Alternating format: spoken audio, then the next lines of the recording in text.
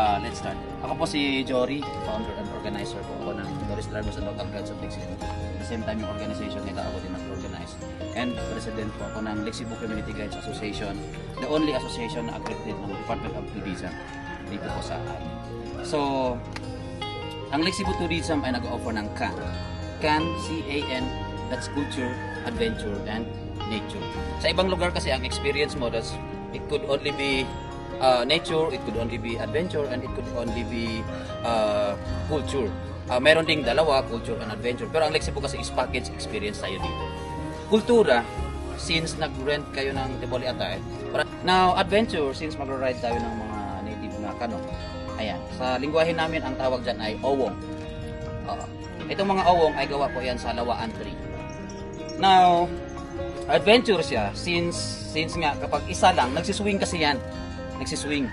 So, ang lagi lang nating instruction is you have to put your balance at the center, do not lean on both sides. Kung kailangan mong tumayo for picture taking, i-follow mo lang yung instruction ng tigsagwan.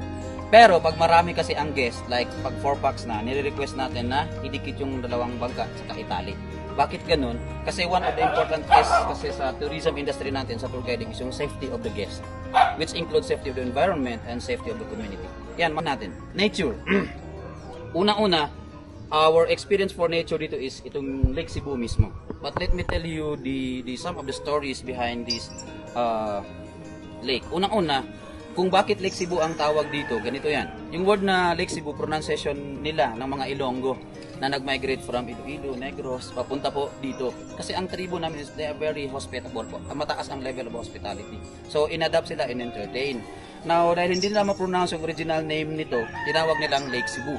So, na-adapt yun until now, na Lake Cebu ang tawag. Pero ano nga ba ang original name nito? Itong malawak na body of water na yan, ang tawag dyan ng tribo namin ay El. Letter E and letter L, meaning water. Yung Cebu, ang spelling talaga niyan sa tribe namin, letter S, apostrophe, letter B, and letter U. Cebu. So, El Cebu was the original name before yung popular na Lake Cebu. Ano bang ibig sabihin ng El Cebu? El Cebu, ibig sabihin tubig na bumubulwak mula sa ilalim ng lupa. Kasi ang lake na ito is, meron po itong natural source doon sa likod ng Isla Tobowo. Talagang bumubulwak mula sa ilalim ng lupa yung spring na yun. So yun yung pinaka-source niya. And take note natin na as we go further, mamaya palalim po ito ng palalim ang lake. So para siyang frying pan. So ang deepest portion nito ay 60 meters. That's around 198.6 feet. Now, pag nagpicture tayo, ingatan natin yung mga gadget natin. Pag nahulog yan, mahihirapan po tayong i-recover. Oo. Pag nahulog ka sa maling tao, may chance ka pang maka-recover.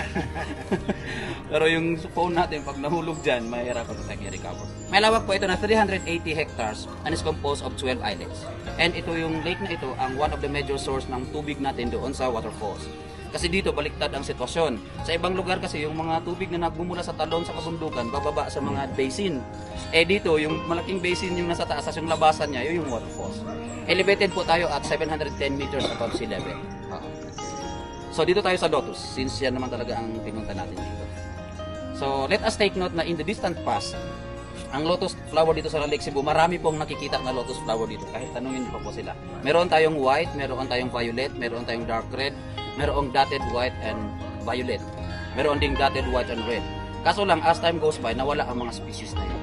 Ito lang talaga yung naiwan, yung pinkish red na lotus flower. Now sa lingwahe namin, ang tawag dyan ay sawa. Sa Tagalog, pagsawa. Sawa. Pero ang lotus flower sa Lake Cebu, hindi ka magsasawang tingnan yan hanggang alas 9 ng umaga. Kasi ang characteristic niyan is that pagpatak ng alas 4 ng madaling araw, umpisa nang gagalaw yung mga petals niya para magbukas. Pagpatak ng alas 5:30, yan na yung pinaka full bloom niya. Hanggang alas 9 yon. Pagpatak ng alas 9, umpisa nang gagalaw ulit yung mga petals niya para magsara. Pagpatak ng alas 11, wala ka nang makikitang naka-bloom na lotus flower. So all year round, ganun ang ginagawa niya. Now, kung titingnan natin sila mula sa malayo, naakalain natin typical lang silang lumulutang. Honestly, hindi. Kung gaano kalalim ang tubig, ganun din kahaba ang stalk niya. Tumutubo po siya mula sa mud doon sa ilalim. So basically, lotus flower rises from a muddy water, yet turns into beautiful attraction. Maraming ganun na tao sa atin. Pangit yung pinagdaanan, gumanda yung buhay because of sacrifices, nagiging resilient, ganun po, and etc. Ganun maihahambing natin sa ng tao, sa buhay ng tao. Now, let us take note lang din na yung haba ng stalk ng lotus flower ay 3 to 8 feet. Meaning in a certain area na mayroong lotus flower, 3 to 8 feet ang lalim ng tubig. And edible po yan, according kay Tito Gagal, as I do the research, and sinasabi rin ng ibang guest, yung young petals niya, hinahalo yan sa salad. At saka yung stalk niya, pwedeng gataan niya na parang gabi. Sabi din ni Tito Gagal, yung lotus flower, nagiging ano din yan siya, national flower sa ibang bansa, especially Vietnam. I just don't know, basta lotus flower sa ibang national flower sa ibang bansa. Now, yung bulaklak niya daw sa Catholic na religion, it symbolizes the purity of the faith of the believer. And lotus flower exudes beauty and grace po. Yun. Nakalimutan pa ba ako? So, yun na yun. Kung may ibang details pa, later na. Oo. Ayan, sige. Let's start diyan.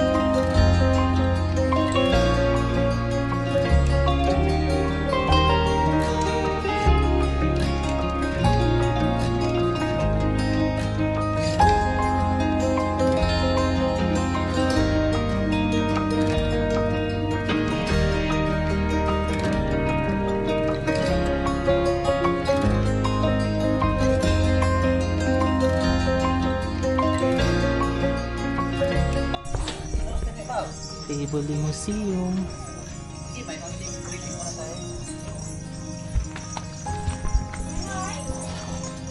May free breakfast pala kayo sa... Oo, may free breakfast.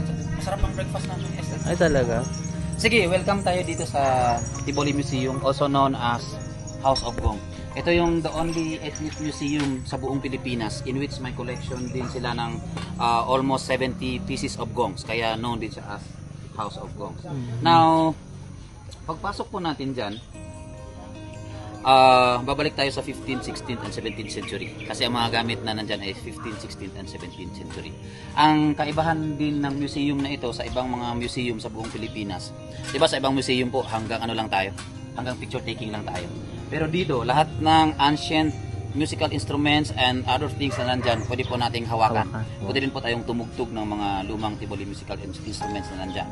Pero sa pagtugtog po natin ng mga musical instruments na yan, wag lang po nating masyadong lakasan. Apart kasi from protecting it na baka medyo masira, yung mga ancestor kasi po namin is mga animist po sila.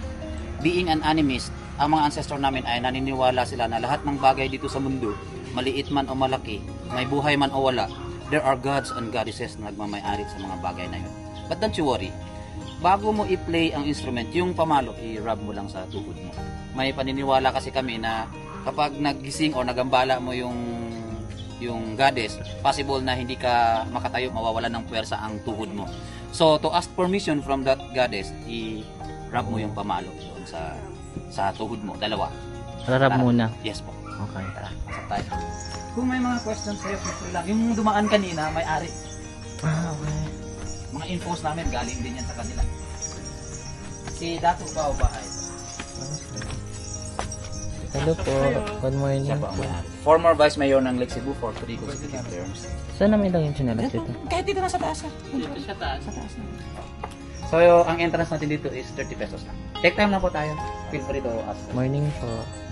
Saan kang probinsya galing? Manila po. Ayun.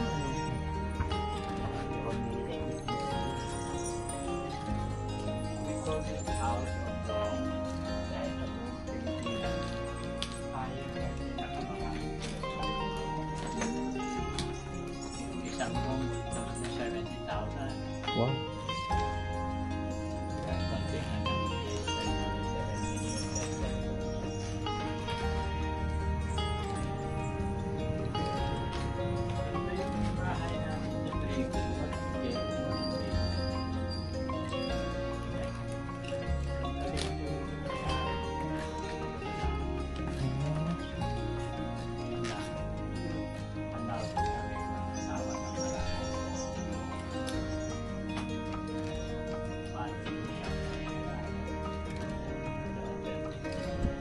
Hello, ang dami. Kilala niyo po lahat kapatid niyo po.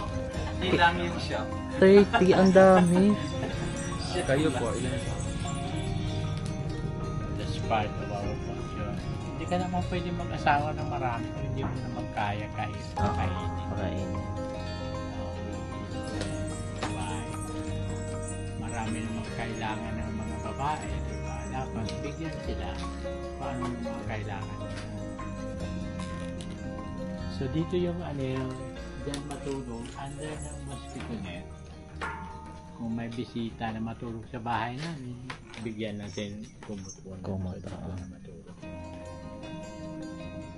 Pwede kayo magpasok, mag-try na mag-play ng musical instrument.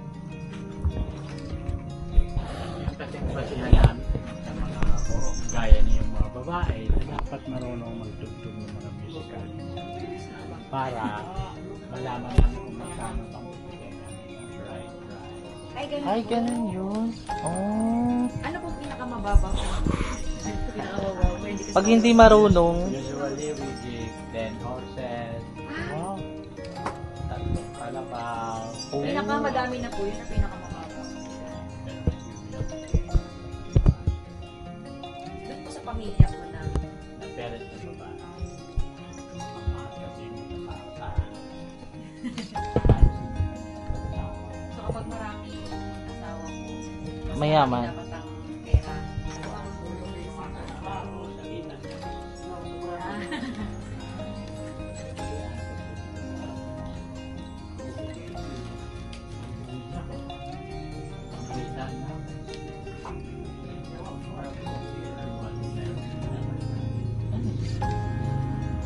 So nanirahan din po siya dito.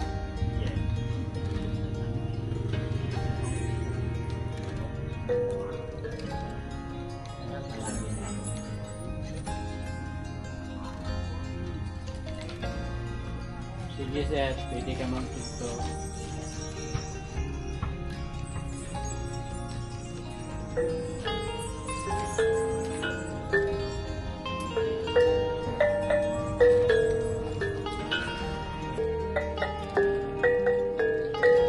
Cinematic natin.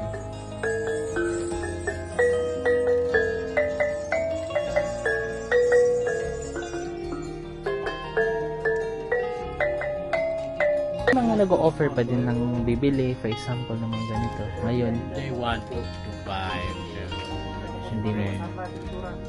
mas sa akin eh, dati priceless na ito. Hindi ko pwede. Pero may mga naibenta ka na rin. Mga ganito. Ay, wala talaga. As in collection talaga. Dito is only 80. Meron mga sa 3 po. Mga ganito sila. Mga sample na.